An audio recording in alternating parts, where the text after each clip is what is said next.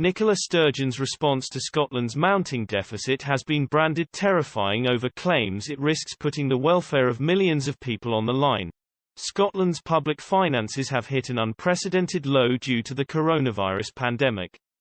The official Government Expenditure and Revenue Scotland (GERS) report revealed the gulf between money spent on public services and income raised from taxes north of the border more than doubled in 2020-21 to £36.3 billion, almost as much as the entire Holyrood budget. The country's deficit for 2020-21, after a geographic share of UK North Sea oil and gas tax revenues was included, rose to 22.4% of gross domestic product.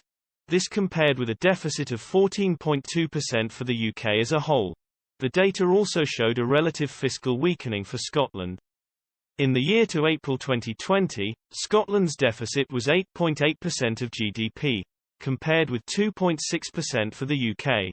Kate Forbes, Scotland's Finance Secretary, insisted the data on the deficit would not stop the SNP turning its focus back to independence after the coronavirus crisis.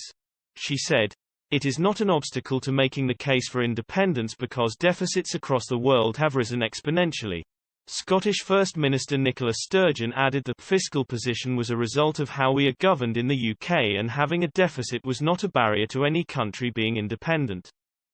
In a recent report, John Ferry, a contributing editor for the think tank These Islands and a former financial journalist, claimed that in a reasonable world Ms Sturgeon and her colleagues would look at the GERS numbers and be no more inclined to sever Scotland from its financial support structures than the Prime Minister would the UK. However, he noted, the SNP are instead in denial of reality and have a religious-like commitment to the cause. He explained, "We need only think for a moment about the consequences of Scotland leaving the UK in 2016, if the Nationalists had won the 2014 referendum, to understand the inadequacy of the SNP's arguments."